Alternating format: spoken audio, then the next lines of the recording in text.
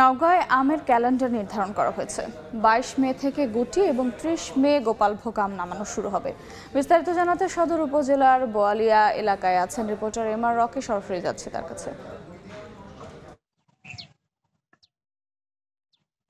জেলা প্রশাসনের পক্ষ থেকে আম নামানোর ক্ষেত্রে একটি ক্যালেন্ডার নির্ধারণ করা হয়ে থাকে। এবার ওই ক্যালেন্ডার অনুযায়ী আগামী 22 মে থেকে প্রথম পর্যায়ে গুটি আম নামানোর একটি সময়সীমা বেঁধে দেওয়া হয়েছে। এরপরে সুস্বাদু যে আমগুলো রয়েছে গোপালভোগ, ল্যাংড়া, খিরসাপাত, এই আমগুলো নামানো হবে আগামী 30 মে থেকে। অর্থাৎ 30 মের পর থেকে ভোক্তা পর্যায়ে সুস্বাদু জাতের আমগুলো কিন্তু এবার বাজারজাত করার ক্ষেত্রে যে সময়সীমা দেওয়া হয়েছে, এই সময়সীমায় বাজারজাত করার শেষ সময়ের যে বাগানগুলো রয়েছে প্রস্তুতি নিচ্ছেন। এবং এবার কিন্তু কিছুটা বিলম্বিত হয়েছে আমের মুকুল আসা, ফলে কিছুটা বিলম্বেই কিন্তু আম নামানোর একটা সময়সীমা বেঁধে দেওয়া হয়েছে।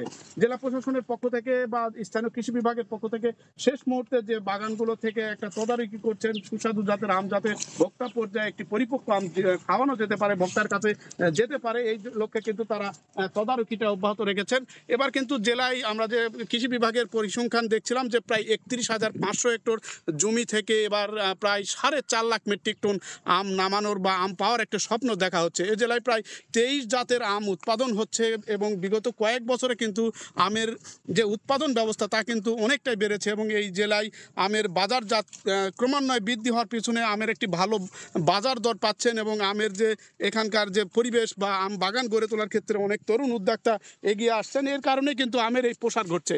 এবার যদিও কিছুটা শেষ সময় প্রাকৃতিক বৈরী আবহাওয়া ছিল, এই আবহাওয়ার মাঝেও কিন্তু এখন পর্যন্ত যে সুস্বাদু আমগুলোর মধ্যে ল্যাংড়া, গোপালভোগ, বাড়িফোর, রূপালী আম অত্যন্ত সুস্বাদু আম বলা হয়ে থাকে। এই আমগুলো কিন্তু বাগানে এই মুহূর্তে আসলে পরিপক্কতার অপেক্ষায় রয়েছে।